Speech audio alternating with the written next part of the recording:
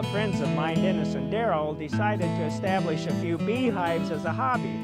While Seedtime and Harvest is not in the business of raising bees and selling honey, I would like to use what happened with those hives to explain what Seedtime and Harvest is about.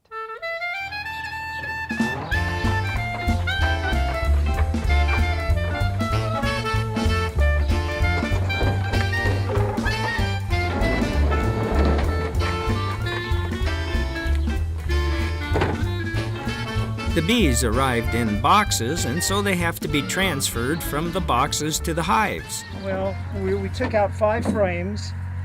We're going to open those boxes up after we have the queen out, and we're going to set the box right in here, and the bees will just crawl out. So this is pollen patties, and it provides the protein for the bees since there isn't any pollen currently available. Want to try it, everybody? No, I'll pass. Yes, do this. This transfer of the bees from box to hive has to be done correctly. This can, which is a food source during shipping, is removed. The queen bee comes with the other bees in her own small container. She will be released through a hole which is still plugged from shipping. The other bees need a couple of days yet to accept her, so her handlers will remove the plug and replace it with well, this is interesting. We're going to leave her in here. We're going to take this wooden plug out and put a marshmallow instead. And over the next two days or so, they will eat their way in. If you let them in there right away, they would kill her. Is she away from the hole? Yes. Okay. Marshmallow.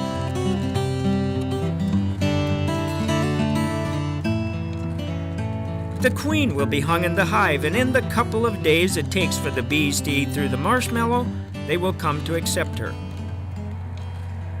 It was spring, the weather was great, and the bees had the whole summer to work and produce.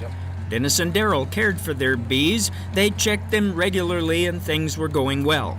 About a week later, an unexpected late winter storm hit. The temperature fell, producing cold rain and some snow. The precious bees didn't have enough time to establish themselves, and they all perished. But that's not the end of the story. As the weather warmed again, Dennis began receiving calls from people who found bees on their property. At one place, bees swarmed, attaching themselves to a garage door. Dennis collected these bees along with others and put them into their now empty hives, one of which produced honey within a few months.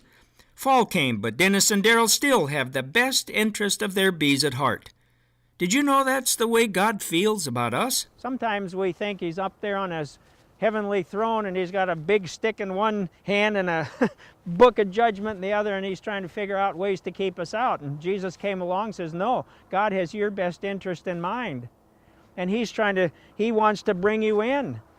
And he said, there's room there at God's place. And he said, I'm going up there and I'm going to help prepare a place, and I want to come back and I want to take you there. I've got a place with your name on it.